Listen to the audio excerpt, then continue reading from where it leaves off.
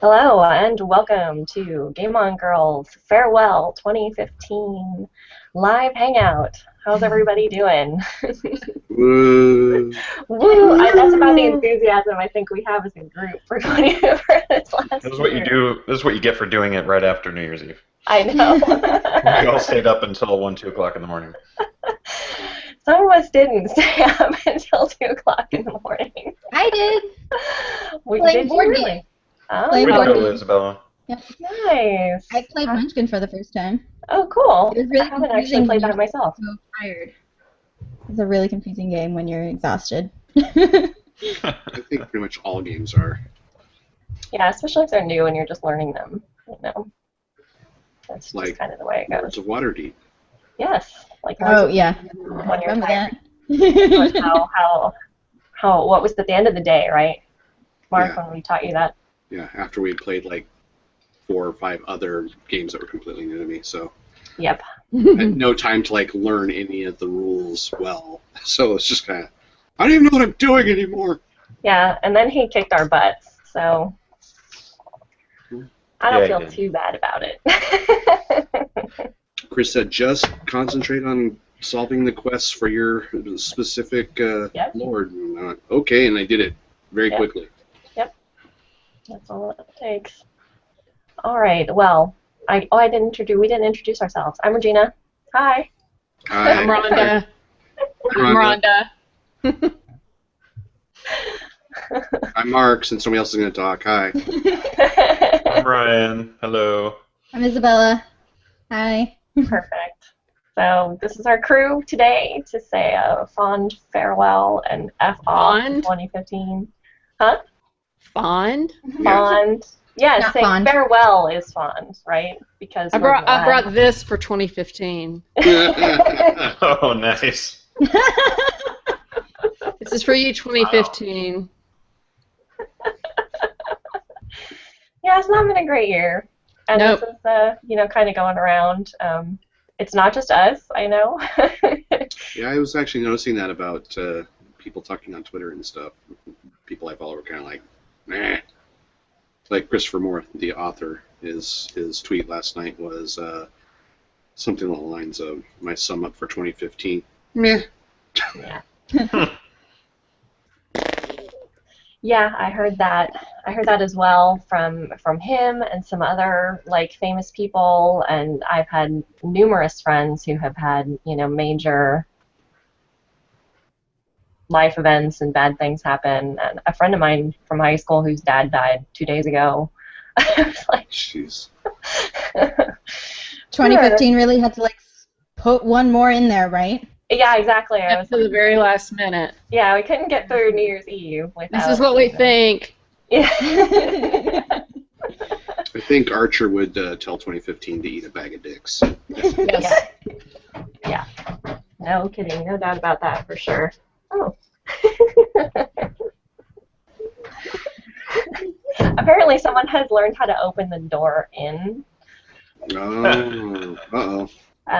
I've been relatively safe in here because she was able to open the doors when she was inside the room to get out of them, but not the other way around.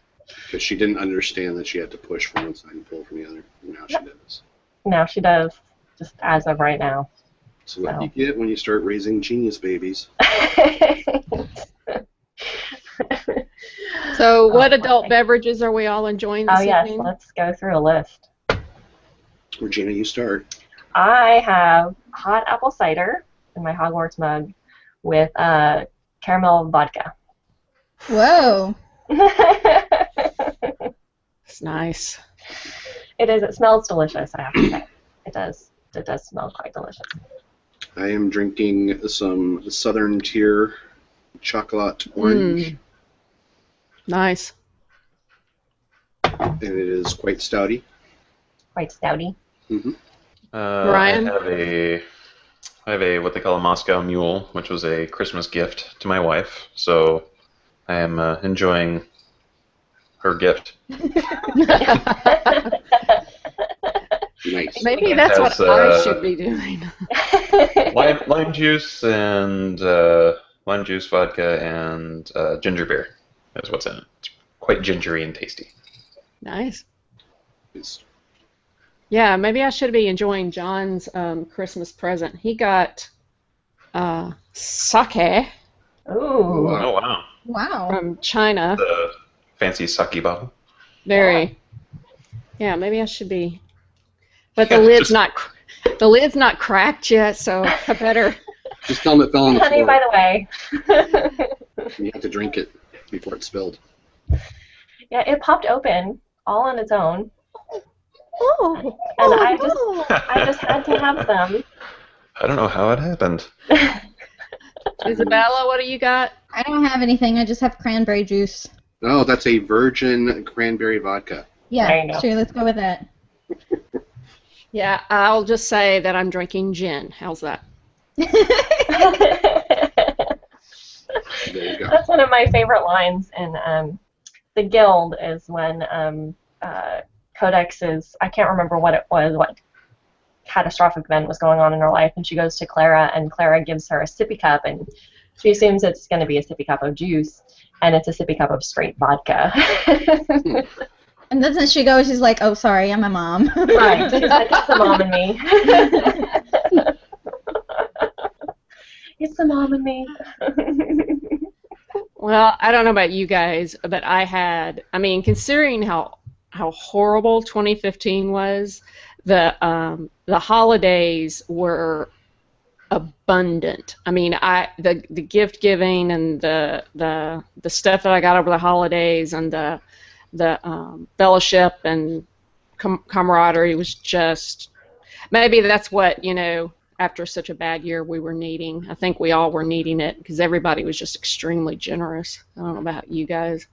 Mm-hmm. Yeah, I had a good year and good holidays.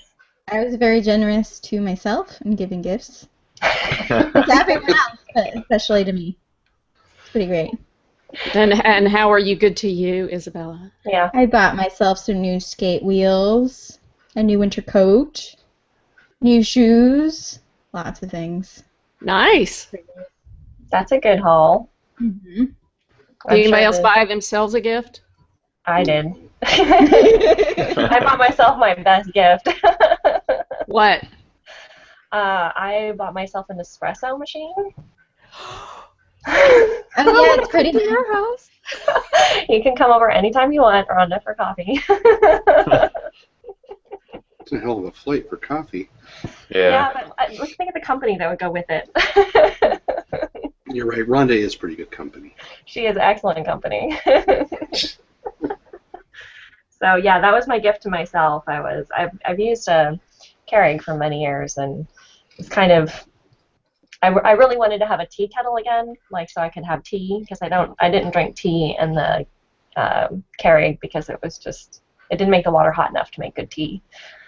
So I decided to downsize and get rid of that, and I'm like, but I still want coffee, so I'll get an espresso machine because An that upsize. makes You sense. got rid of Yeah, that's a Keurig? downside.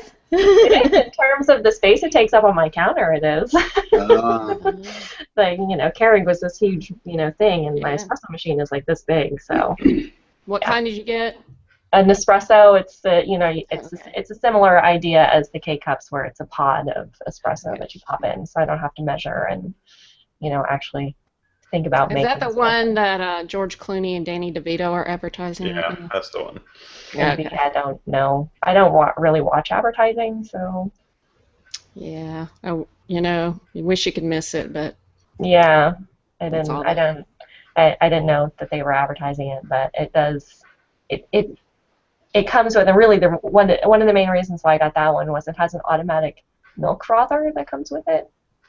Ooh. Yes. So you just push a button and it steams your milk like perfect, with like lovely foam and frothy goodness. And that was a good motivation for getting that one over a traditional espresso machine where I would have had to froth milk myself. I can just push a button and get breakfast ready for the mini, and do my thing, and then it's done and ready to go. So moms deserve that. that was kind of my rationale. I'm like, What about you guys? Did you guys buy yourselves any gifts? Not. I guess I picked up the Mad Max game for myself on Steam yesterday because it was on sale, but I didn't really think of that as gifting myself. It's more like, Ryan says this is Utility? Yeah, it's save me some money. Utility expense. That's right. It's saving yourself $30, which is nice. Yeah, that's cool. Have you started I playing? didn't buy myself anything. Yeah, well, I have. I don't think Mark has, but it's a good game. But I'll talk about that later. I didn't buy myself anything for Christmas either, so you just skip past me. I wasn't very generous to myself. Well, John and I bought ourselves Xbox One. You go, girl. Yep. Very excited. And my brother says I went to the dark side. But we've always didn't get a PlayStation? Yeah. We got a PlayStation first, and then my friend Ray gave us his old Xbox whenever he got his Xbox One. And we've been debating for, since the new ones came out, which one we were going to get. And just ended up being Xbox. Cool. And how do you like it? So far, I mean, it's got some quirks that are bugging me, but I think it has to do with the games that came bundled with it. We got Tomb Raider, and then the new Tomb Raider, and Fallout 3, and well, that came separately. But when I downloaded the games, and when I go in and try to play them, they force me to play them under John's account. I don't understand why I can't play them under my account. And it was like, you must play these games by the purchaser's account. I was like, I'm half a purchaser. yeah, we're on the same box. I don't understand the problem. Yeah. But so far, I mean, it's fine. It's got a bunch of games that I got gift cards for the Xbox. I haven't even begun to play all the games. So. Nice. Yeah, it was a good Christmas.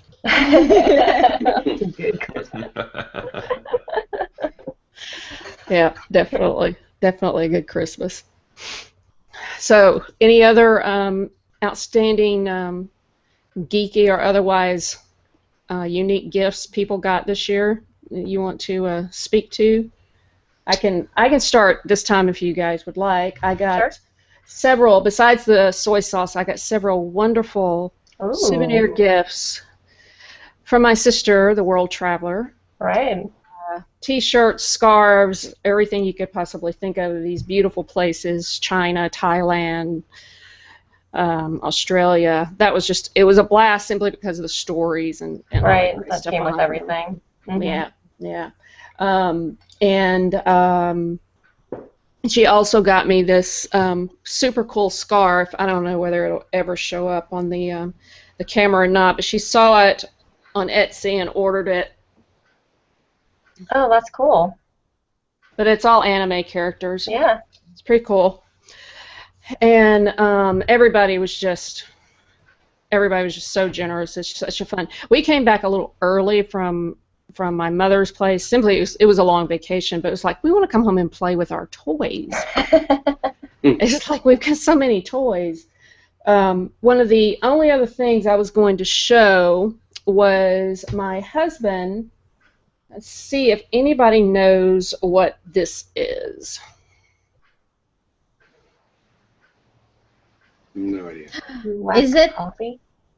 Is it that the coffee beans that are eaten by the little animals? Or That's exactly right. Does anybody know what she's talking about? Are these the coffee beans they have to pass through some animal's digestive tract? That's exactly right. Beans. This is Cheers to that. I would like to suggest you have that and then the sake immediately after. Yeah. just to kill anything. Might be anything that might coffee. Or just a quart of vodka. Yep, this is poop coffee. Apparently, I mean, we had heard about it ages and ages ago, and when John opened this, my sister and brother-in-law gave it to him, and he was looking at it, and they're like, okay, there's a story behind this, and we both went, poop coffee! Apparently, it's the most expensive coffee in the world. It is the only coffee that Jack Nicholson will drink. I don't know if that's true or not, but I'm going to spread that vicious rumor. Sure, do it. No fact checking here. Come on, people. This is called. It's an Indonesian coffee. Kopi. Yeah, I think it's Kopi Luwak or civet coffee, and they noticed that these little critters, civet cats, love the fruit on the coffee plants, and so they eat the fruit, but of course they don't eat the seed, and they digest it. And who picked these up and decided to brew them? Somebody who was out of coffee and very desperate. But apparently it was just a sublime brew of coffee. Well, of course, now the civet cats are in captivity, and they're fed the coffee fruit, but of course they're probably not the fruit necessarily that the civet cats would selectively choose, so it's probably not as good quality as it used to be when it was just pooped in the forest. When it was truly organic poop coffee. Poop coffee! But I'm just thrilled that we got some poop coffee. So if we're ever at Rhonda's house, just go with the tea. Go with the tea! Any more of that sake? Oh, yeah, exactly. Stick to the sake. I'll bring this to your espresso thing takes K-cups. Oh, well, I'll get one of those little replacement cups. You can make your own. Yeah, we can make our own cups of poop coffee from my espresso machine. That would be awesome. Anyway, it's impossible to name all the cool stuff that I got. So, nice. Food and T-shirts and awesome T-shirts from all over the world and gift cards and stuff. Oh. Thank you to all of my loved ones. You guys made me feel very, very happy. What about you, Isabella? How'd you do? I don't typically get a lot of presents because my family does not know how to buy things for me. I guess I'm not very good at conveying what I like. And they're not on Amazon. Apparently not. Although I know my brother is, so I don't know what happened. I got a lot of chocolate and a fancy robe. And still some getting pajama socks, pants underwear, and yep. pajamas. Yeah, I also got pajama pants. Yep. Now you see why I buy myself lots of things around this time of year. Fair enough. What about you, Ryan? Well, probably my big gift that I like the most is my Apple TV. I got the new Apple TV, which is nice. I have been enjoying that. The other thing, I got this T-shirt, which is kind of a vintage Star Wars T-shirt, which is like my new favorite T-shirt in the world because it's super comfortable and it's got like the retro 80s stripes going on up here on the sleeves. Yeah. I also got, it's probably going to be hard to see, but I will point it out here. These little guys dancing around the clock, which are the dancing snacks from the vintage movie screen. You know, when you like before the movie would start, let's all go to the lobby. That is great. That is really cool. So that's the hot dog, the drink, and the popcorn dancing back there. Now, who's the witty pop culture person who got you those? Well, I had actually asked for them. I put them on my list. So. Okay, so that would be you. I guess that would be the witty pop culture person. Yeah, they're kind of a cool vintage thing. I happened to see them on Amazon one time, so I put them in my wish list. And I am kind of like Isabella. I usually buy the stuff that I want for myself, and so it's really hard to like tell people what I want. So I purposely, was putting little things away in my cart so I could ask for them later on. Cool. Yeah. Very nice. What about you, Regina?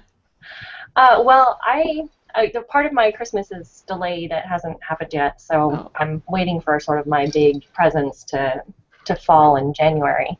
And I'm a little guilty because I haven't unpacked the geekiest and the coolest gift I've gotten because I have a toddler.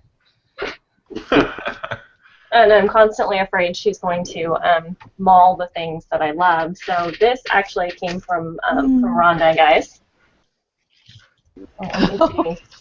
So this is from Nice. Rhonda. It's still, like I said, it's still in its packaging here. And you can't really, oh, there you can, it's got some light on it now. Okay, so this is a Wonder Woman comic, as you can probably tell. And can anybody read the date on the, June on the, 1974. 1974? I'm yes, guessing your birth year. yes, And month. and month. So I'm pretty sure, Rhonda, you can confirm that this is the issue that came out the week I was born. Yep. Yeah. So it has inspired me. There's a lot of upheaval kind of going on in my house right now because I'm getting a fair amount of new furniture arriving next couple of months. And that's part of the reason why I've left it in its packaging, because everything's getting kind of shifted around and where we have everything. So I'm going to make a wall of Wonder Woman in the house when I get everything kind of settled in, and that will be one of the centerpieces of it. Sort of a wonder wall, if you will. A wonder wall. Wall of A wonder. wonder wall, if you will. Man, somebody should make a song about that. Wait. So you have to read some of the captions on the cover of that one, because I thought it was extremely hilarious and perfect for you. So it says, please, Wonder Woman, you must come back. The Justice League needs you. And she's got, like, hand to her head, and she's saying, no, Superman, I can't. And then it's got Superman's face down here, and he's saying, you're about to read Wonder Woman's strangest story, and I'm going to tell it to you exactly as it happened. Yeah, and on the inside front cover it says something about how to tame a woman or something. Oh, God.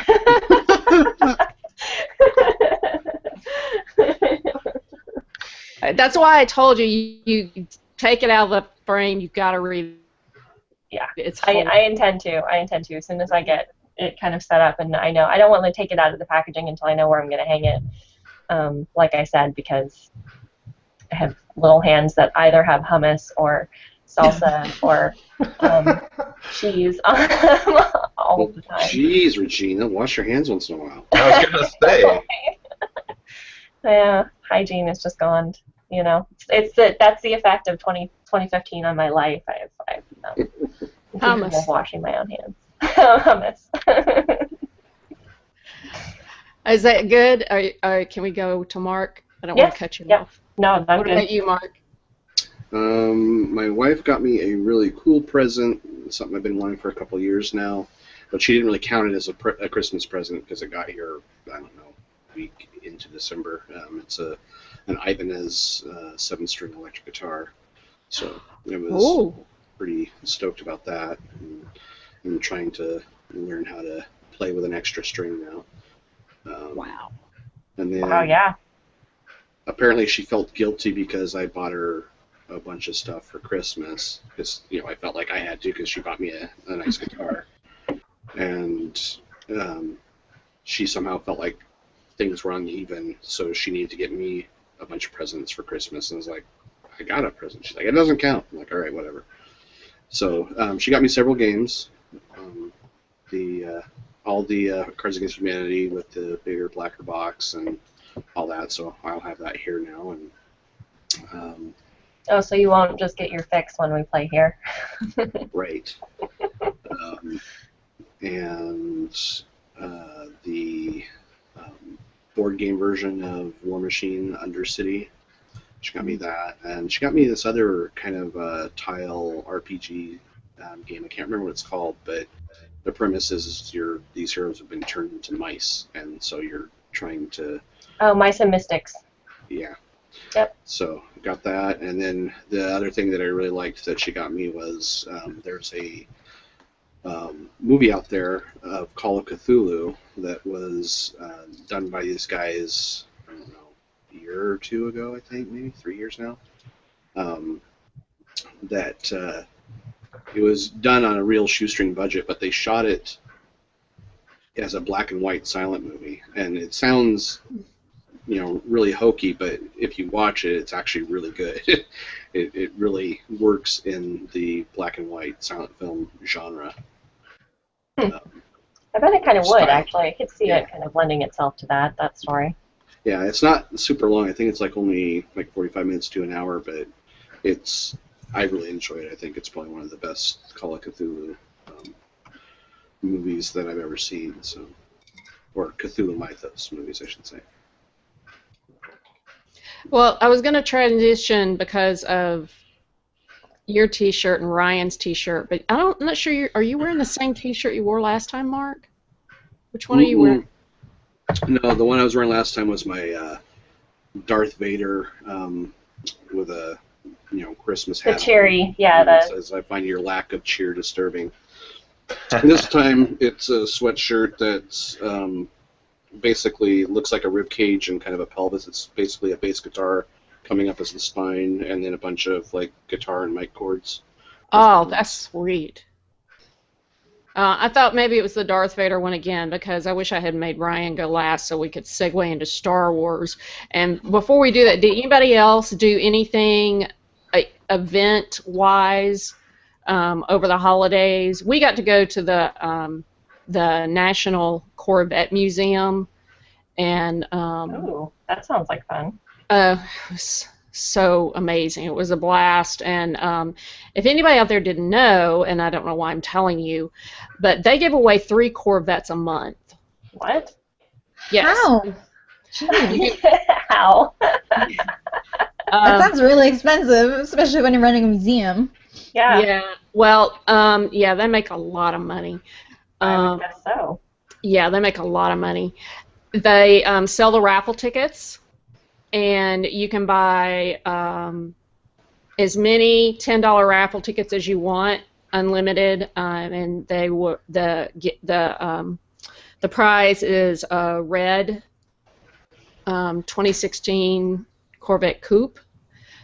You can buy a $100 raffle, and this is where the raffle tickets are limited, so your chances go up. They only sell 1,500, and it's a silver convertible. And then the $200 tickets, only 1,000 are sold, and it is a shark gray 2016 coupe. Wow.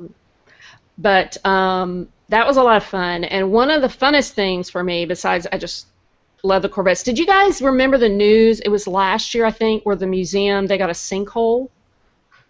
Mm-mm. The sinkhole opened up in the museum. It set off their burglar alarm, and they ran out there, but it sunk down in it like 8 or 10 priceless Corvettes Oh, geez. into the sinkhole. You go online, look at the video. It is unbelievable.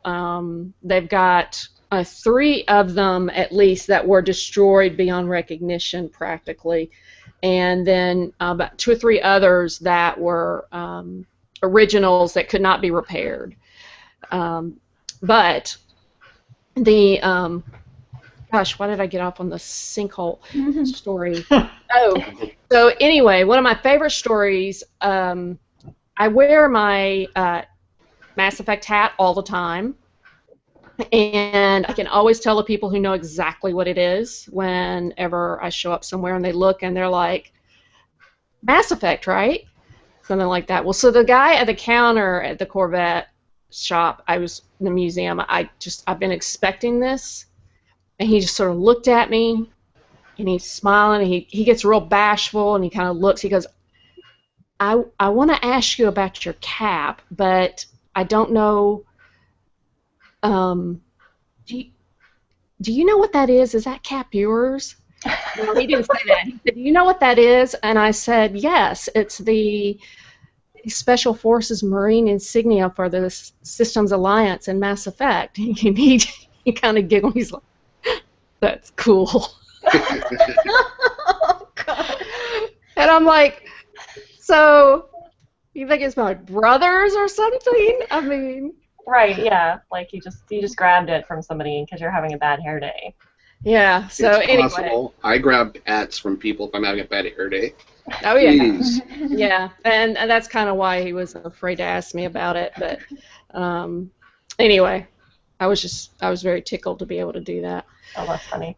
Anybody do anything particularly fun or not Star Wars related? I did a couple of geeky or kind of cool Christmas activities this year. I took the toddler to an actual train ride for the Polar Express. Oh, cool. So they have actors who act out, some of the characters, and it's a 45-minute train ride out and then 45 minutes back, and you're taking the train to the North Pole, and you pick up Santa, and then Santa gets on the train and comes around to all the groups and takes pictures and gives each kid a bell like they do in the book. Mm. And so I got the sketchiest picture with Santa ever, where she's just like, Who is this guy? I don't know who you are, but I don't believe you. Like any typical picture you would see of a toddler with Yeah. Santa? Yeah, like just kind of like that look like. Why am I supposed to like you? Yeah, exactly. It's just Awesome. adorable. And then I went to the Portland Zoo does zoo lights display. Oh, So for winter they put up, I think it was 1.5 million lights this year. that's amazing. It was really cool. And so they move and like they have, monkeys that go through the trees and lights, back and forth. Like, hey, they're hanging through the trees. And there was a display of penguins who like run and then jump into the water and, all of this Aw. and animated lights. It was really cool. It was really, really very cool. And it was a lot of fun to do. And it was freezing, so that was fun too. But it wasn't Oh. raining. I managed to go on a night it wasn't raining, so that was good. Yeah, that's very lucky. Yeah, Rain. especially this year since we had 24 days of rain in a row. I think it was 72 Christmas Day. Stinky. I didn't even mind it being cold. It was just so many days of rain that was the problem. Yeah. There was a lot of rain. Well, you kind of live where it rains, so. Yeah, but even for here, 24 days nonstop is a lot of rain. It's a I lot of remember when I first moved out there, the first month I was out there, it rained every day. Every day. I think this is the worst it's been since the 7 years I've lived here. So Wow. It's definitely the worst I've ever seen in like a good long time. yeah, it was a long stretch. Anyway, Anybody else do anything? No. That's awesome. I actually think that's everybody awesome. went to see Star Wars. That's the other geeky thing. I slept in. That's the best. Hey, there So was your segue for Star Wars. Did everybody see it? Yes. Yes, Yes. twice. Twice. I thought I was going to get in to see it again, and I didn't. It didn't work out. We had to take my sister to the airport, so. Well, you got to I do it will. again this week sometime. Yep. Definitely want to do it again. We So, We got to Sounds- knock Avatar out of the top spot for movie grosses ever. oh please God, it hasn't already been knocked out. No, I think their worldwide take over the however many months they were in the theater was just over 2 billion. So Okay, we gotta take care of that. yeah, Okay, we're- rally geeks, it's time to rally. it's time to rally. Get rid of Avatar. It's a pretender. So is it thumbs up all around? Yes. What do you mean, like as in, did we like it? Yeah, Mm-hmm. just in general. Mm-hmm. Ryan. Speak up, Ryan. Yes. Thumbs up. Sorry, you said thumbs up. You didn't say thumbs up. So camera didn't trigger. It's not my fault. Just blame the technology, Ryan. That's Yeah, right. exactly. I will. Hangouts, it's all your fault. Yeah. Show's ruined. All right, let's get out of here. Saw my thumb go up. Roll it up. Game over. Game over. Yeah. So why don't we do the good and the bad? Are we still within the 2-week window of spoilers?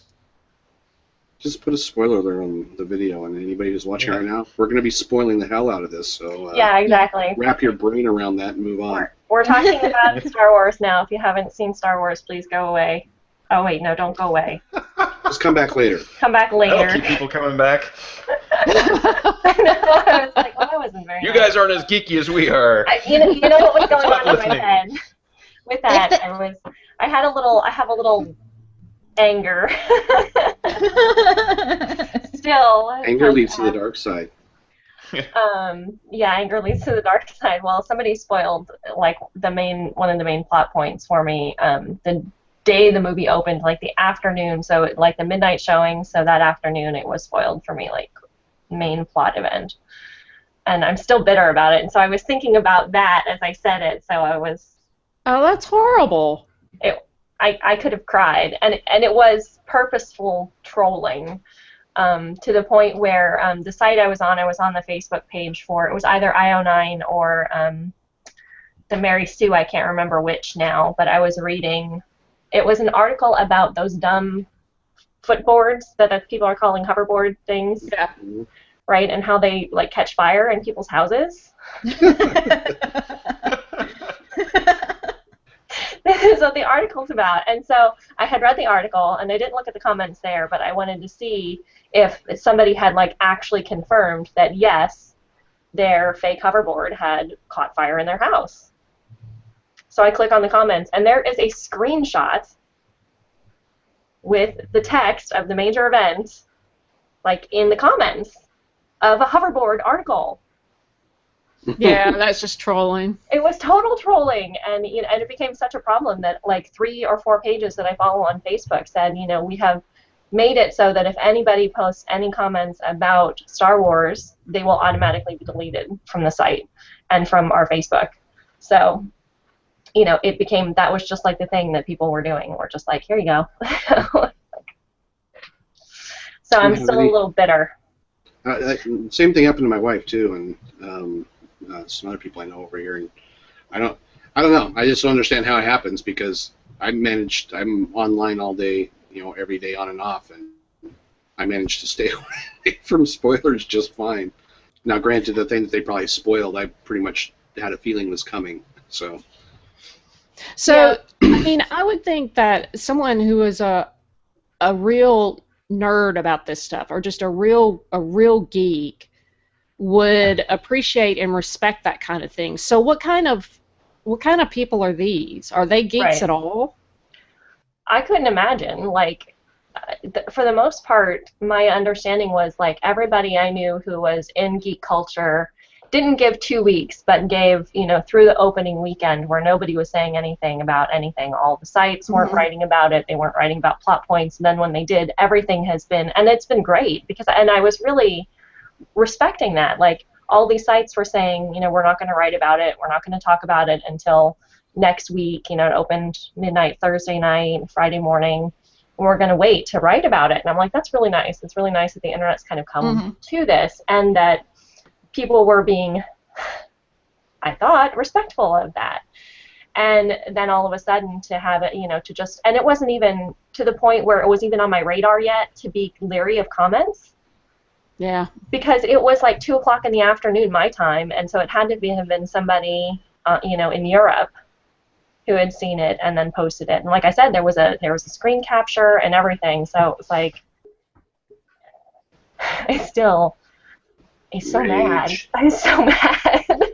Because it changed the experience of watching the movie. There was no way for me to, and a friend of mine was like, well, I'm not going to confirm, that that's what it was, who had already seen it. But it's like, it does kind of ruin the experience. You just can't stop. I couldn't stop thinking about it. And then I ruined it for my friend who I watched it with, because as it was about to happen, I was reacting to it because I knew what the potential outcome from it. Are you doing this? Yeah. No, don't do it. Don't go out on that bridge. Don't go out on that bridge. And then, so she knew what was coming because of my reaction. So, because she had known it had been spoiled too for me. So, yeah. Well, I had the same thing spoiled by Google, of all things, because I made the mistake of Googling someone's name, and it auto-filled to what happens, and I was like, really? Fail, Google! Oh my God! Yeah, that's bad. Google is the ultimate troll. Yeah. And then for 2 days, I didn't see it until like 2 days later, and then I tried to convince myself, like, it's just a mistake. Yeah, I was trying to say that too, and go, okay, this isn't what happens, and I'll, believe. But as soon as I saw it, and I was like, that's got to be what happens. I know it. And then I spent half the movie thinking about it. Well, let's stop tiptoeing around it and just say it happens. I don't want to say it. Well, You guys are talking you about the part know, where Jar Jar Binks gets thrown off the cliff, right? To the cheers of Star Wars fans everywhere. Yes, exactly. Yeah. There's a great disturbance of joy felt in the force. Okay, so anybody who well, is just a hint to Google. I mean, all you have to do is say if release date is, less than or equal to 2 weeks. Do not Right. spoil. I mean, Right, exactly. Yeah. It's like Make sure your 3 lines of code. autofill doesn't fill in the major plot points of a, huge movie. all Well, right, I have to so- say that my mom cried, Oh, and when the I movie was probably would have over, if I didn't know it was coming. when the movie Yeah, they was kind of- over, she was mad. Oh, She's like unhappy. She was unhappy with the whole film. She said, "I don't understand why that had to happen." Because Harrison Ford Because didn't Harrison want to do it Ford didn't anymore. want to do it anymore. He didn't want to do it at the end of Empire Strikes Back. He wanted Han's character to die in Empire Strikes Back. And if you knew that, then you'd have a pretty good insight to what was probably going to happen to him in the first movie, especially at his age at this point. Yeah. When we went in, I didn't know anything about it. My wife did, and the whole movie, she's dreading it. And like when it came to that point in the scene, where he's starting to walk out on that thing, as soon as you look at the composition of that shot, it's like, oh, he's so dead. He's gonna die really, really bad. and then when you hear what Kylo Ren is saying, it's like it sounds like he's wrestling with something, but most people probably take it to be like, he's wrestling with the dark side and he's trying to be good, and it's like, no, he's trying to wrestle with that last shred of his humanity, so he can take out Han and be done with it. It was like listening to that, going, oh yeah, here it comes, it's coming. Yep. well, yeah, when he was saying, you can help me, and I'm like, Yeah. not in the way you're thinking here. But I thought that was a beautiful scene. I thought it was really beautifully acted. I thought that Harrison Ford did a great job. I thought there was a lot of dignity associated with his death in it. So The one thing I really wanted to see Han Solo do, as Han the rogue smuggler that we've known for the last 38 years or whatever, instead of him reaching out and caressing Ben's face as he went over, I would have liked to have seen him like punch him or slap him. Yeah, that's what I wanted. That's what I wanted to see. Just slap that bratty kid. Let's see, oh, I love you, boy. It's like, come on, Han, you're better than that. Shoot first, damn it. Yeah. But again, when you have a piercing lightsaber going through your gut, probably physical activity is not your first thought. Just saying. You just don't have enough hatred going through you, boy. You're That's so what it is. logical. Sorry. I'm sorry that Han took the high road, and I agree. Just stop. Oh. He should have grabbed his collar and taken him with him. Yeah, that would have been better. That would have been all right. I would have been okay with that, but yeah, Then it's like we a last wouldn't minute have thing. a As he's villain. falling off, just like reach up and grab. Right. Then the trilogy would have been, Sequel? the trilogy, because it'll be 3 movies, right, would have been compromised, because the whole point of this movie was to set him up as the bad guy that we're all going to hate. And so you take the most lovable character, who happens to be portrayed by an actor who doesn't want to do the role anymore, and you kill him. Yep. And it's brilliant. I mean, it's brilliant, and it is, that's why I knew it had to be true when I read it, because I was like, what better way to establish somebody as the worst character ever than to kill a character that everybody loves so much. Yeah. Well, I think the thing what about is that there? scene that... Oh, go ahead. No, go ahead. Oh, I was going to say, the thing about that scene that really struck me emotionally was, I mean, yes, the fact that, Han Solo got speared, but Chewbacca's reaction killed me. That's Yes, the part that made me really sad. That made me mad. I was like, oh my god, like I could. That made me all teary eyed. I was like, Oh, yeah. they're God's best friend. I wanted to talking see Chewie about- rip someone's arms off. Yeah. Are you talking about when Chewie shot him, or are you talking about after they get out of there and No, his cry out, like when Yeah. Han first gets stabbed and Chewbacca, cries out, and it's just like, oh, that Yeah. was gut wrenching. That Because was, basically yeah. he was vocalizing what everybody in the theater was feeling in Was that feeling, particular yeah. moment. Yeah. Yeah, It's just like, oh. I was okay with that, but the part that really got me was the scene later on where they showed Chewie. I think he's in the Falcon, just kind of sitting there with his head's down, and I was like, oh, poor Chewie. Yeah, that sucks. Yeah. Well, what did you guys think of the portrayal of Kylo Ren in the film as the villain? I thought it was awesome while he had the helmet on. When he had the helmet on and he was doing the cool things like the force paralysis move and the freezing the blaster bolts and stuff like that, I was like, oh my god, this guy is just badass. And then when they took his helmet off for the first time, when he's in the interrogation with Rey, I was just kind of like, he went from badass to wah, wah, wah. Come on. I mean, I understand why they had to show his face during that scene.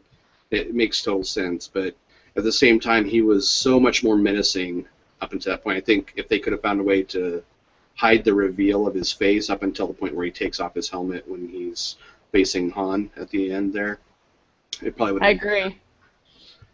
But yeah, Did it ruin it for you, Rhonda? His sort of that once his face was revealed.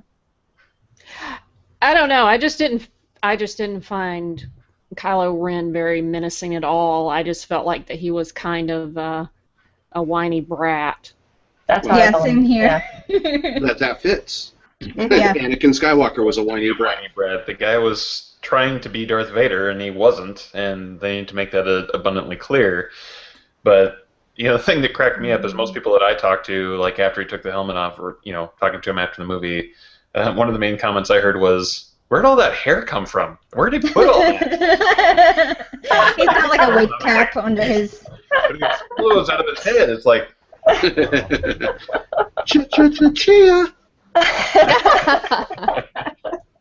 I'll tell you the other thing that I had difficulty with is filling in all the decades worth of gaps between the relationships that I had to jump from. For me, as simply a movie watcher, not the book reader, that Han and Leia,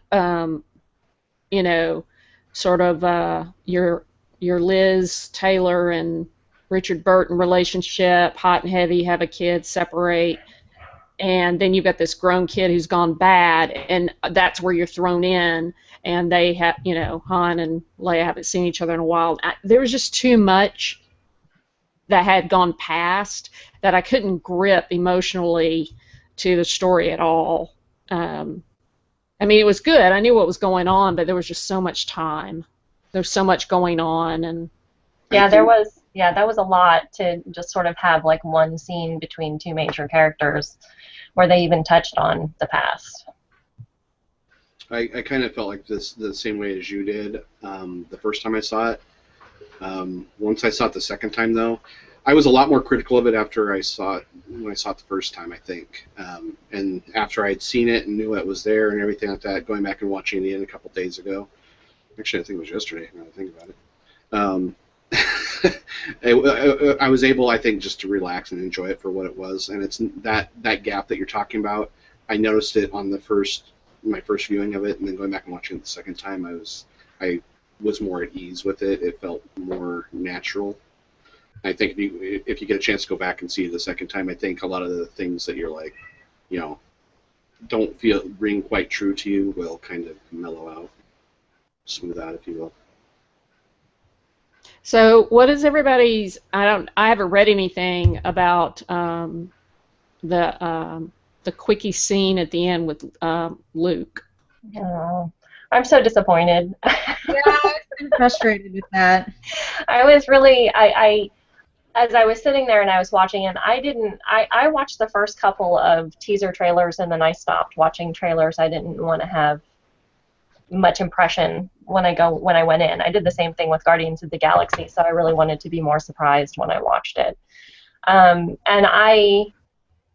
as the story's unfolding, and we have this whole thing about the bad guys have this big part of the map, and the good guys only have this little chunk of it, and it's this uncharted region, and it's been so hard to find him, blah, blah, blah, blah, blah, blah. I mean, this whole thing about having to go find him, and then it goes from that to she just hops in a plane, and 15 seconds later, Yeah, she's on a mountainside with him. And I was like, what? Like, I just, in my head, the next movie was going to be her journey to find him. And I was really looking forward to having a movie where it was Rey on her own searching for him.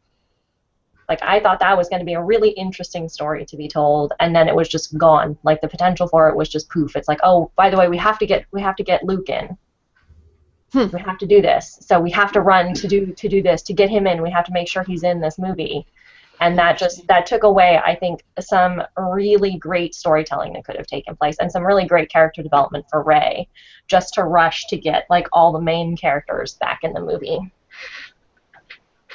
That's I think my theory on that is the way that the previous movies played out was, I think there's, like in the original trilogy, I think it was, what, a decade in between the actual stories? Like 10 years has passed, or... What, between... It's been a significant amount of time. 4 and 5?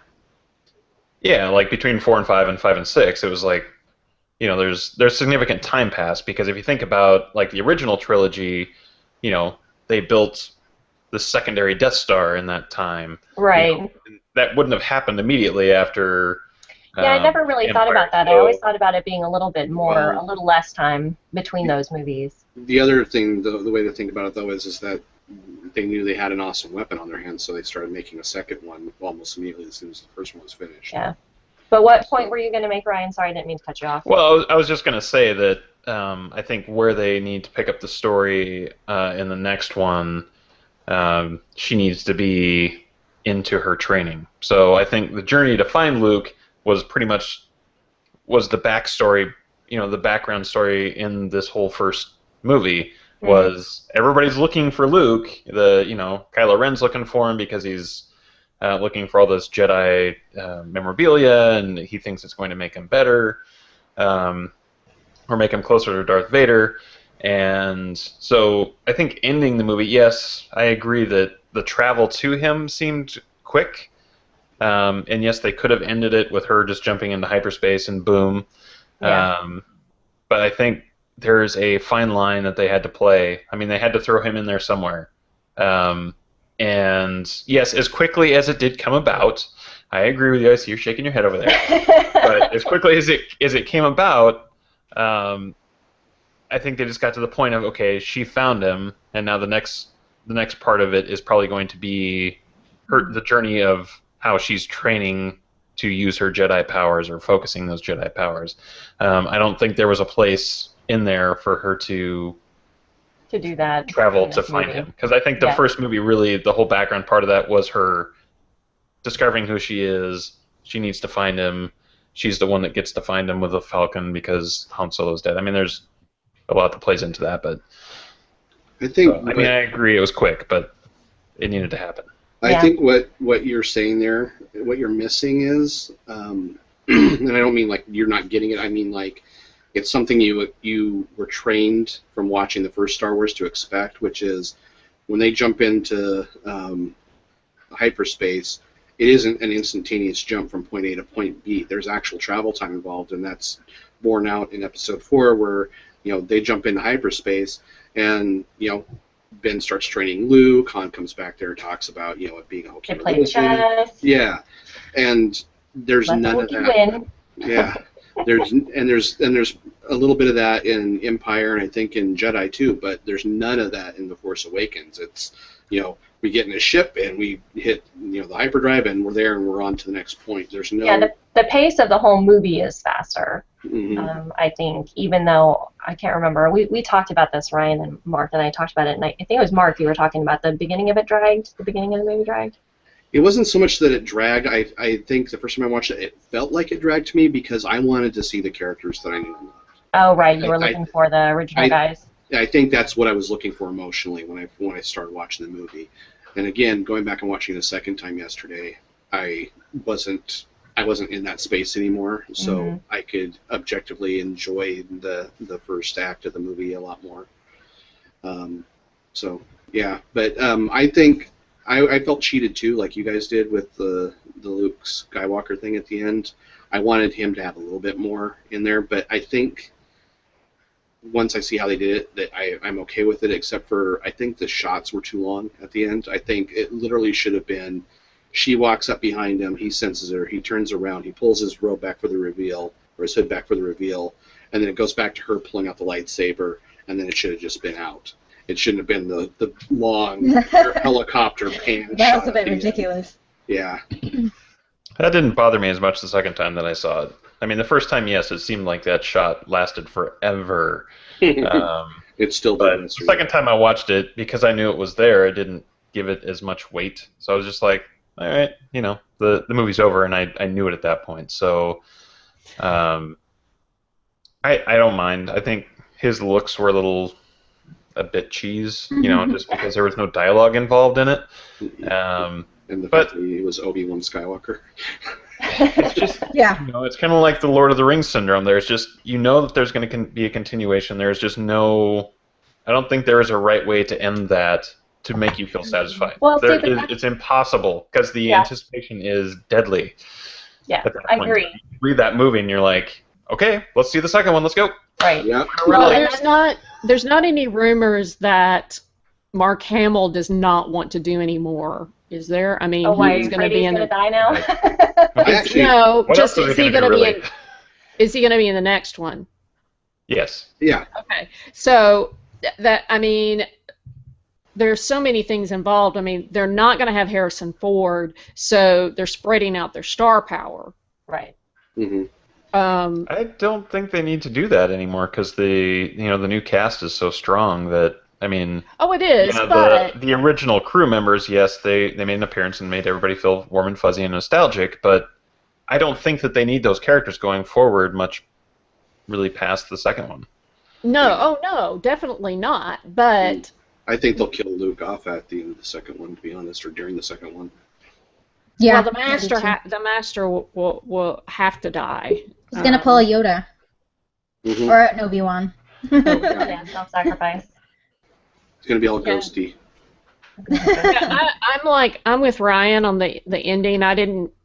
The scene felt long, but I have to say the actress Daisy Ridley, she put so much more in that moment. You just felt like that there was a lot going on. It's like, here's your lightsaber, please take it. Oh wait, am I supposed to keep it? Oh wait, what does that mean? I'm here. Right. Why am I here? Mm-hmm.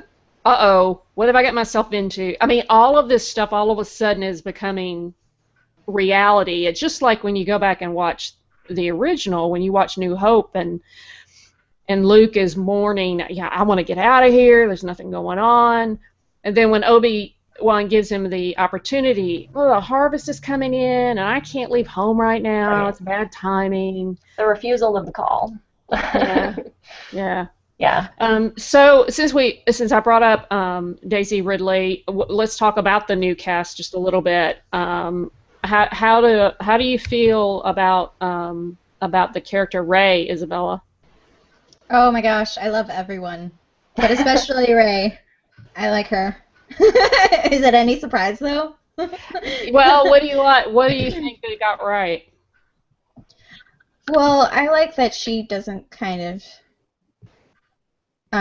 She's strong-headed. I think she's had to survive all this time by herself, and even though she did resist the call for a while, she almost left, but she came back and decided to, saw all her new friends kind of risk their lives. She's like, I gotta stay here and I gotta do what I gotta do now because it's my calling. What do you think about the agency of Rey, Regina? Oh wow. I think she's fantastic. I think she was really surprising in a lot of ways because she could have been a lot of different things. And instead of being a lot of different things, she was a little bit of everything. And I think that was a very skilled choice on their part. I love that she was so natural with her use of the Force, and that everything was just kind of coming to her. And I know a lot of the criticism that I've read is like, oh, this is so unrealistic. But I have a feeling there's such a complicated backstory to her that I'm hoping will be revealed in the next movie. And I think that will explain sort of the ease that she has. Like, she's good with the ship, and she's a good pilot, and she's a good fighter, and she's just got all this. But she's one of Anakin Skywalker's grandchildren. That's why. Right. Yeah. I mean, yeah. Aren't Luke and Anakin like the same? No, she is not. I know. Ryan, they have foreshadowed it with the whole, making a big deal about her being an awesome pilot and her being an awesome tinkerer and stuff like that, which is two things that Anakin showed off, and Luke kind of showed off the tinkering and also the good piloting thing. There's no way that she's not somehow a member of Anakin. Right, because there's nobody else possibly in this giant universe that could be a good pilot or a tinkerer at the same time. There could be, but that's not how Hollywood works. They foreshadowed it. It's there. It's going to happen. Just resign yourself to that fact and move on with life. And that will be disappointing, and I hope you're wrong. So when we have this conversation in 2 years... Yeah, because the foreshadowing was awfully heavy-handed to me, and that made me think, okay, they're forcibly directing us for misdirection. So I was wondering that too, and that's that was what we were discussing when we were originally discussing that. But the mythology of Star Wars would support that analysis and would support that she is, I think, Luke's daughter somehow, that Leia didn't know about in some way. I mean, Ryan, search your feelings. You know this to be true. Right, and like I said before, go ahead, Isabella. I'm gonna go off on a rant if you don't. Kylo Ren is Anakin's grandchild, also, right? Right. Mm-hmm. I mean, it's like the perfect fight between light and dark. I don't know why they would do that instead of just getting like a random bad guy. Yeah. He's Darth Vader's grandkid, same as she would be. Well, I mean, it's just so. The setup is too perfect. Yeah, there's too much synchronicity. Yeah. There's also a really telling moment in the movie that I didn't catch the first time I watched it that I think plays into this whole thing, which is when they say that the droid got away with the help of a girl. Kylo Ren is like, what girl? Like, the whole girl thing really means something to him somehow. And there's some, and there are several, and I read an article that was talking about the how the book, there were certain things in the book that they left out of the movie that sort of explained or added a little bit to this, which was that when she's able to wield the lightsaber the way she is in the end battle, he says, "It is you." And so he's got some knowledge or some suspicion of who she is. Mm-hmm. There's also what's the barkeep, the little barkeep Maz. with the Maz? Mm-hmm. She looks at her and she's like, I've seen those eyes before. I can only imagine that she's seeing Luke in her. Does that make sense? Somebody in the Skywalker clan. Or somebody. Yeah. Or somebody, maybe there's somebody we don't know about. I don't know. There is potential, and I actually agree with Rhonda that the foreshadowing was so in your face, like when the lightsaber calls to her and she touches it, and then she has all those those what I think are repressed memories come back. Mm-hmm. It is kind of leading you by the nose down to that conclusion, and it could be that that's to pull the rug out from underneath all of us. Yeah. So we'll see. Yep. We'll see. What about Finn? I loved Finn. Mm-hmm. I thought Finn was fantastic. I absolutely love that storyline. Me too. I love that he was a stormtrooper. I love that he was trying to fake that he was part of the resistance, and he's all like, "Oh, big deal," and he's just got this affable character, and they didn't. That's one of the things I liked about the movie overall, was the spirit it carried with the original, the first three that were made. Not it carried the spirit of it. So they didn't replicate. One of the problems I had with the prequels was they forced so hard to have Ethan, what's his name, be like Alec Guinness. Oh, Ewan So, McGregor. Ewan McGregor be Yeah. like Alec McGuinness. So he was like, you could see he was trying to like make his face kind of take on his mannerisms and this and that, and it is a 1-to-1 correlation in terms of character. But I felt like there was so much of that, like I have to mimic this person, that there was no true acting that came out of those. And I think that was what was so great about this, is like, okay, you had the parallel characters, so you have the two young male characters and the young female character, but they're all different enough from their source material Mm-hmm. that you could get into them. And that was what I loved so much about Finn, was like, he was kind of a little goofy. But see, that's one of the things I liked Finn, but I think they made him a little bit too much the comic relief. Oh no, I thought it was well timbered. I thought it rang well in the story. I kind of felt like they could have done with a little bit less of him being the clown, because when you think about it, at the beginning of the story, he has a really kind of serious story arc at the beginning, which is, I'm a stormtrooper, I don't want to be here, and he has basically, what they're showing there is he has PTSD and is trying to get away from this thing. And I think that was a great story arc to show that, the stormtroopers are people under those armor, and some of them don't just fall into line and go around killing people for because they're told to. And I think that they should have played that a little bit more during the movie, and a little less of the comedy that he did. Not that his comedic takes weren't great; they were, but I think he should have had a little bit less, and it should have been spread a little more around other people in the cast. It really sucks being nothing but the damsel in distress.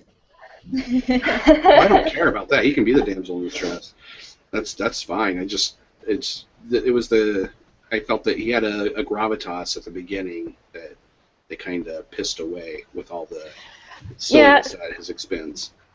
Well, I actually agree and disagree with both of you. Regina made a really good point about taking on the spirit of Star Wars. Because right before we went to see the movie in the theater, I watched all 6 of the other ones, and that was what was missing from the prequels. Yeah, there was no spirit of Star Wars in there. There was no love. There was no love. Like, they loved those first movies when they made them, right? No humanity. There was no humor. There was no levity. Oh, there was. It was just crap. It was all based off of Jar Jar Binks pratfalls. Yeah, it just wasn't there. And with Finn, I think he went through the exact same thing, except slowly through the entire movie, that Rey was going through at the very end when she handed the lightsaber to Luke. He knew he needed to get out. He knew this was wrong, and he was desperate to get out. And then when he got out, then he's faced with all these complications that he's got to sort through.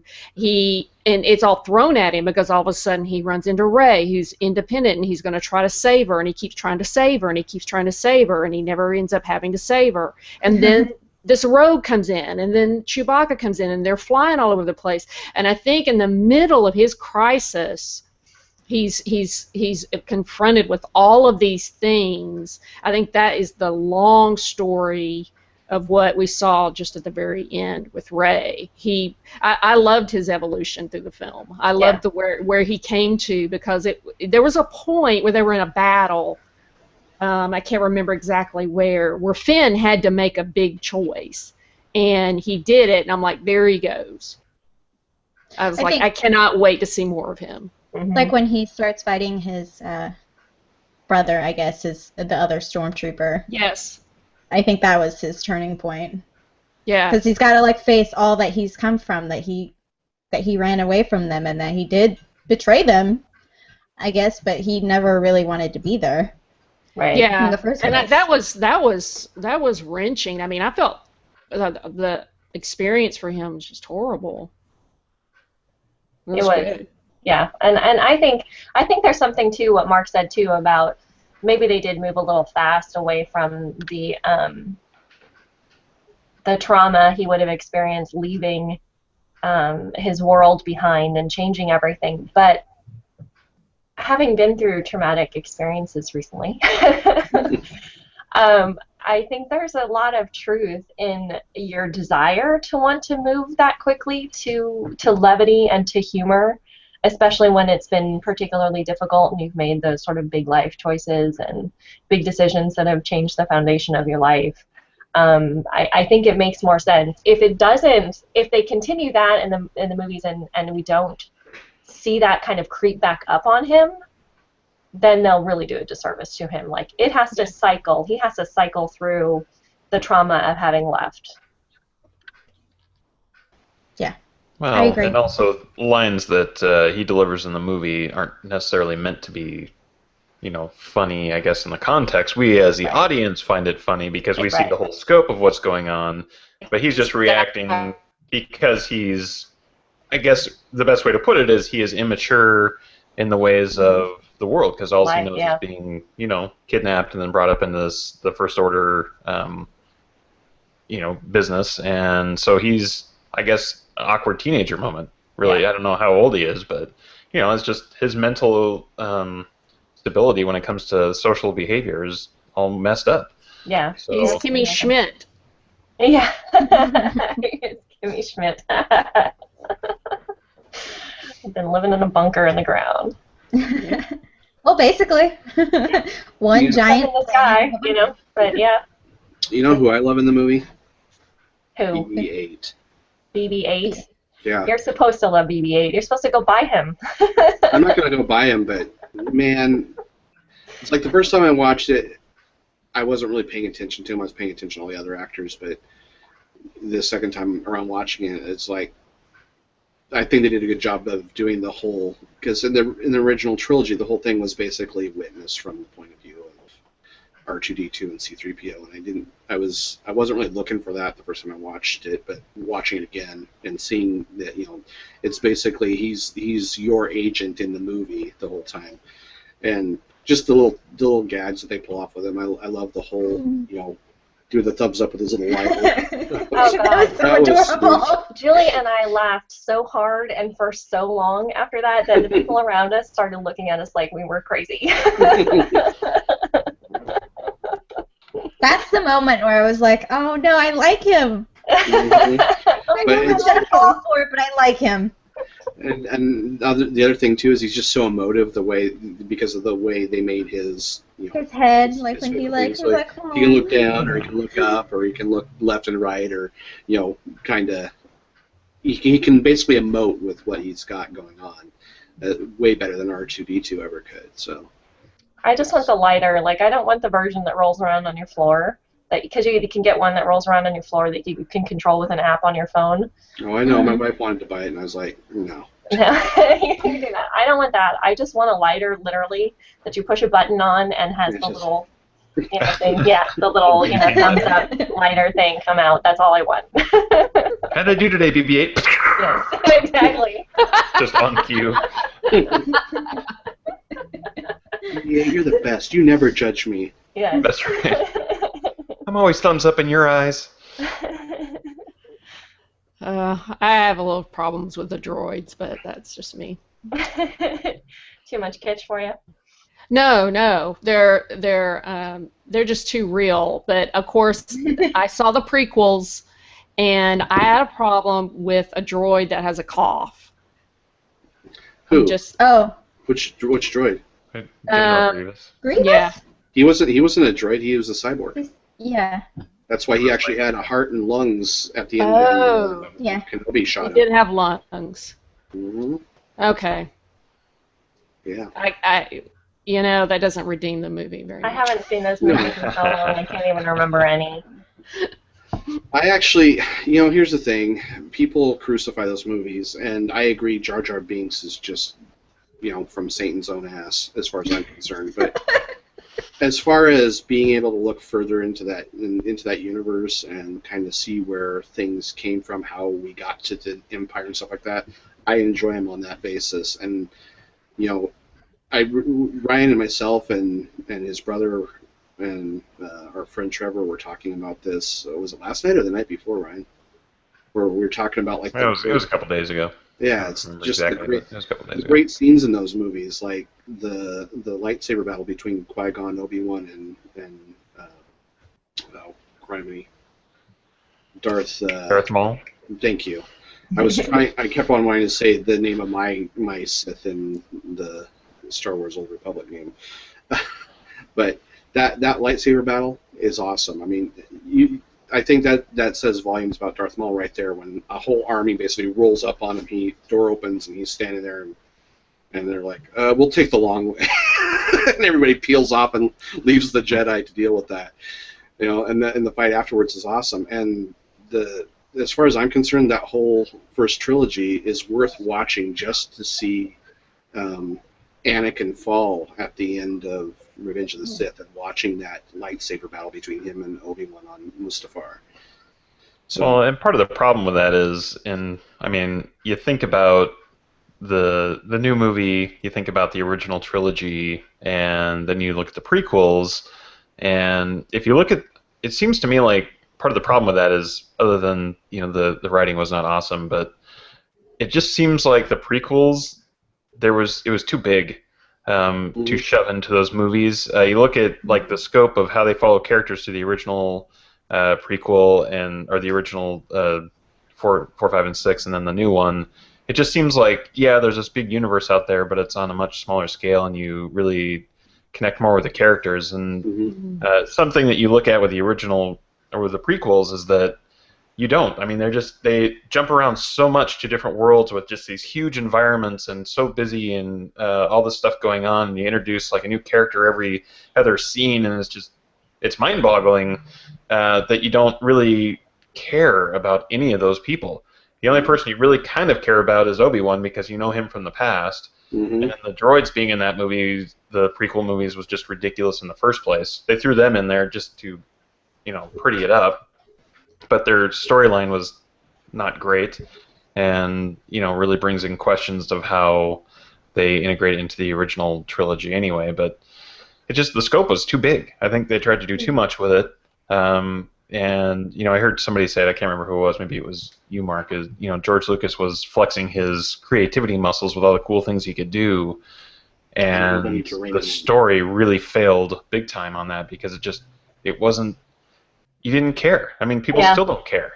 Well, and that was part of the fallout, I think, from having so much of those movies be animation and be, CG graphics or whatever, computer generated, because the actors were acting to green screens the majority of the time. So I think it was Sean, when we we're talking about the trailer and it coming out, had said something like all the performances seem so hollow. And that was really what it was for me. Like, I didn't connect to any of the characters in the prequels because there's no spirit of Star Wars in it. There was nothing to connect to. And I think go ahead. I'm sorry. They just don't like, even the whole love story of Anakin. Oh God, it was so bad.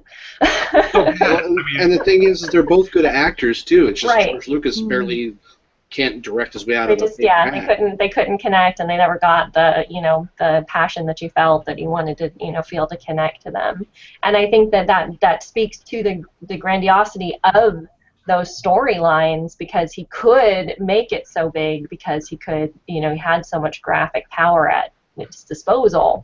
That's part of what was lost, was when the shots to create the Death Star and the ships flying around took so much time and so much energy and so much effort, like they did when they did the first 3. There was so much put into that.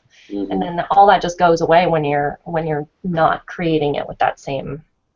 Well, to be fair, though, the guys who do that CGI stuff, they work very hard and very long hours to do this. Oh, I do. I'm not saying that they don't, and I'm not trying to say that. I'm just saying it's a different kind of energy that goes into it when it is on a screen, as opposed to the more real or more practical effects that happen. Well, yeah, because the life isn't there to begin with. You know? Right. You're just adding in all this stuff that, like, no matter how pretty it is, the performance isn't really there because they're acting to a blank wall, basically. Well, it distracts from what's important, which is the storyline, which is the characters. And Right. you know, you go back to the Spielberg Jaws theory. If Jaws had worked the way that they intended it to, he would have been in the movie way too much, and there would have been no suspense, and there would have been no backstory, and nobody would have cared about the characters. It Right. would have been about the giant fake shark. But instead, it was about the characters that were hunting the giant fake shark type thing, and which is funny. That's I where heard the that real from story is. J.J. Abrams. So. You what? He did this great. J.J. Abrams did this great thing on TED Talks where he talks about that theory of The because MacGuffin. the shark didn't work, and Yeah. That's if what anybody the story's about. just look up J.J. Abrams TED Talks, and it's a cool little thing about imagination and mystery. I'll have to check that out. Well, that he did. there's a Stephen King quote, I think, that like the monster is the scariest before you even show it. The second you show it, it kills the Right. mystery and it kills Well, the. that's what Mark was saying about Kylo Ren. Mhm. He was Yeah, you terrified show until he took his mask off. Once he pulled- boy instead Yeah. of this badass. I was glad that he was a snot-nosed kid because he was acting like a snot-nosed kid. So I was like, well, that's okay. Can we just talk about him? Because if he would have been him, an like- adult, I might have been a little bit more irritated the way he was behaving. But I he was. couldn't disagree with Mark more on the Kylo Ren taking his mask off thing. It just Well, I they think had to do it. They had to show that he wasn't yeah. Darth Vader, that he was somebody that was trying to be Darth Vader, and they showed that with him putting the Darth Vader's helmet on the ashes, putting his helmet on the ashes. Yeah. This was like he was a young adult that was trying to be something that he's not, and that's I get exactly that. what they showed in the movie.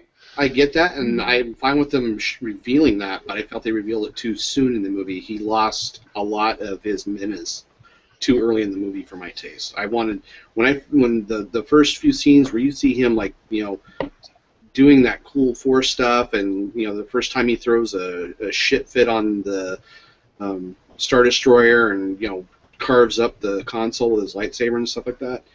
It's like, this guy is terrifying. He's like everything you've heard the Sith to be, and then fast forward a little bit, he's just a pissed off emo kid. It's like, Yeah, but when he was just tearing up the console, he was just throwing a fit with his mask on.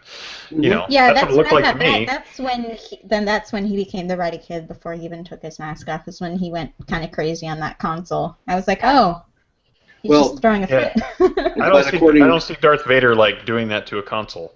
I mean, yes, Oh, I he's can. going to choke a guy out just for screwing up, but he could see didn't him. even have the conviction to kill that guy right away. He had to throw a fit first, and then he talks about how the droid escaped the girl. And Yeah. Well, I feel like that. I mean, going outside of just the movies, the whole Sith philosophy. I imagine that all the Sith lords and Darths out there throw fits like that. They just didn't show them on screen before because they're supposed to. All the Siths are spoiled brats. Well, no, but they're all about anger and passion. Emotional immaturity. Yeah, so you would expect that they would do that.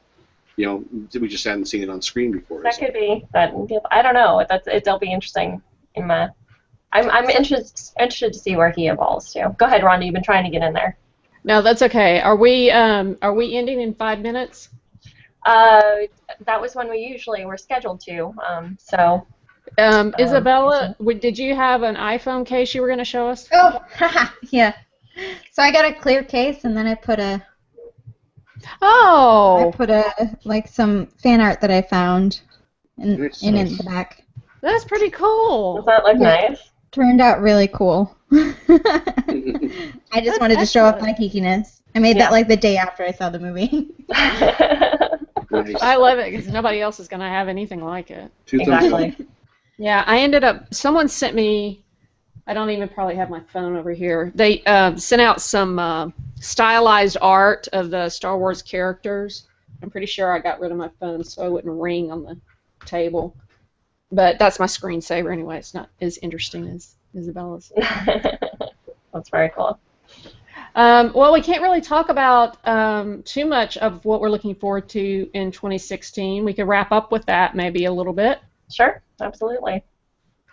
I'm looking forward to getting a job and a house. Okay, that's all fine and dandy, but that's real world stuff. Can we go with something like geeky or fun? X-Files. X-Files.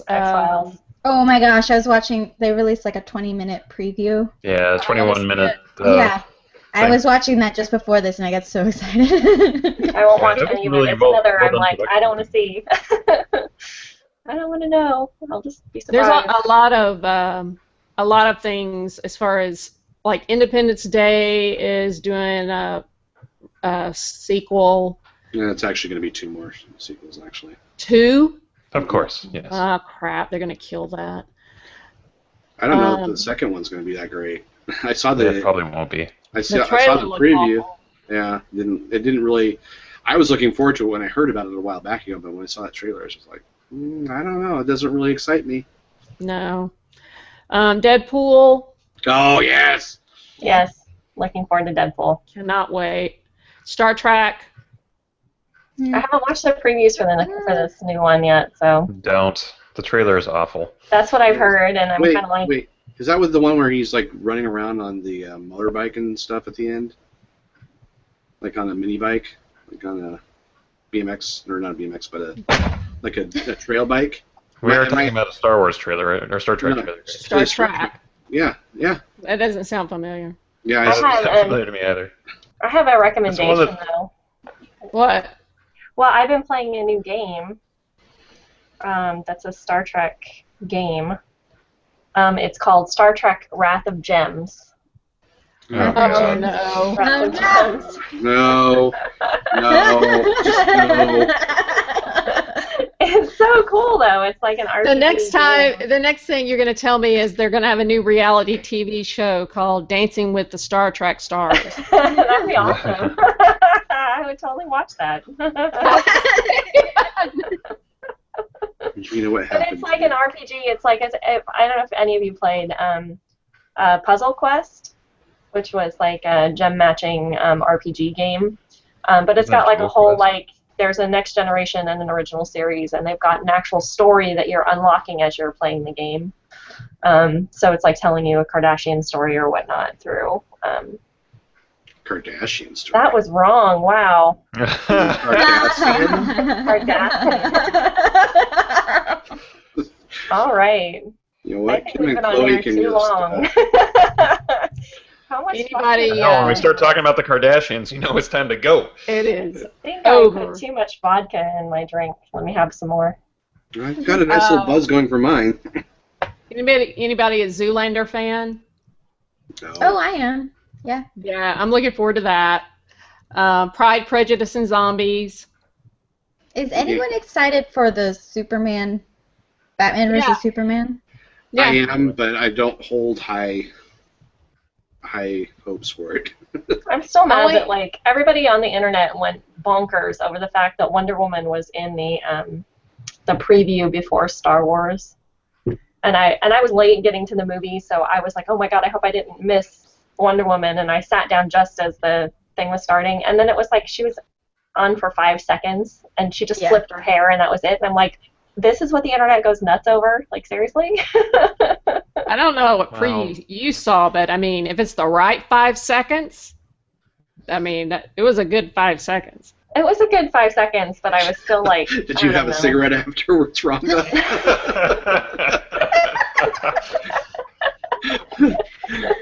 Deadpool, man. I know. I know. I can't wait for Deadpool. I just watched the other trailer a day or two ago, and the whole, all right, I've only got 10 bullets, so some of you are going to have to share. I think they're having far too much fun with the promotion for that. I mean, they're just like no holds barred, and I think it's excellent. So fantastic. That's who Deadpool is. Yeah, I know. That's what I didn't know much about Deadpool before the movie started coming out, and but it's just been fun to watch, which makes me more interested in going, which I'm sure is the point. And Ryan Reynolds is just the perfect guy to do. Deadpool. Yeah. That'll be fun. We love you, Ryan. Come on the show. Ryan's here. Bring your abs. Oh, wait, I'm not that cool. Yeah. My abs look nothing like that. Well, this has been fun, guys. Yeah. Ryan didn't get to say what he's looking forward to. Yeah. I'm All right. So back to you. I'd like to still be breathing this time next year. So I'm good with that.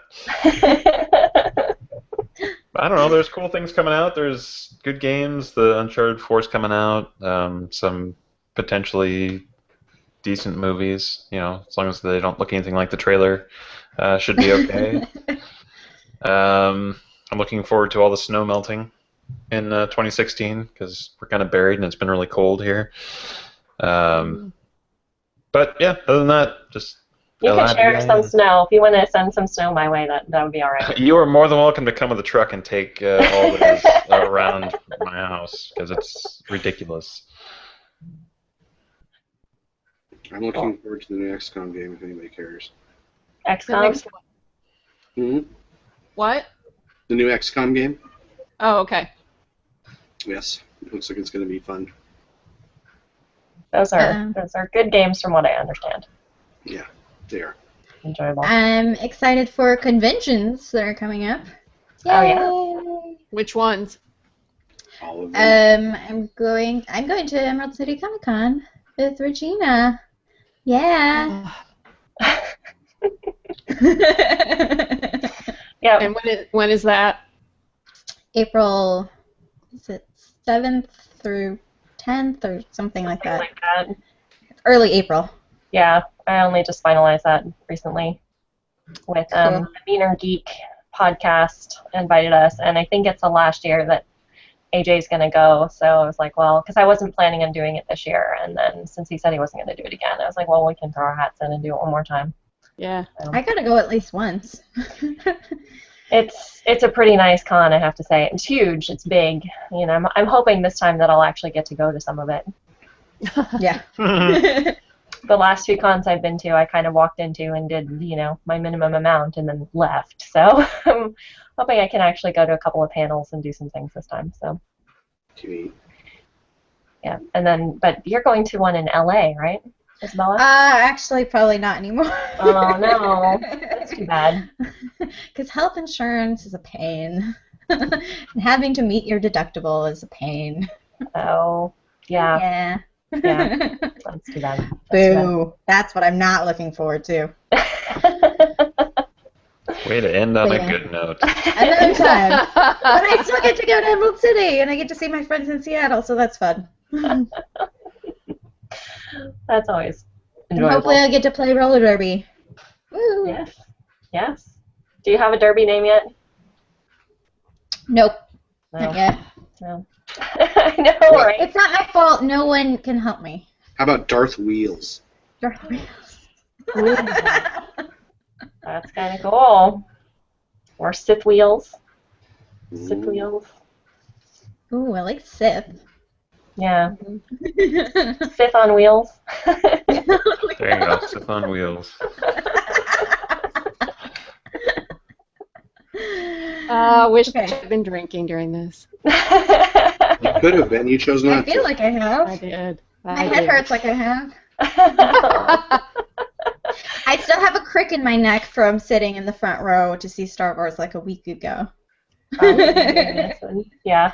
I do have to end with one thing. I forgot to mention it when we were talking about Star Wars, but I did get to go see it at the Boeing IMAX theater in Seattle, which was like one of 7 theaters, which was supposed to be the best viewing experience for Star Wars, and it did not disappoint. Nice. It was beautiful. The sound was awesome. The 3D was amazing. You get to see the IMAX scene, even though I didn't realize it happened. But when the Millennium Falcon is doing its initial chase scene on Jakku, that's when they open it up to full IMAX size. I didn't even notice it switched. I was so enthralled with the movie, but it was gorgeous, and it made the second time I watched it not quite as cool looking, but it was neat. It was a really cool experience to go see that in IMAX. I've had a couple of other people on Facebook who've said the same thing, where they saw it in IMAX and were just blown away at how absolutely outstanding it was. Yeah. Cool. The visuals were great.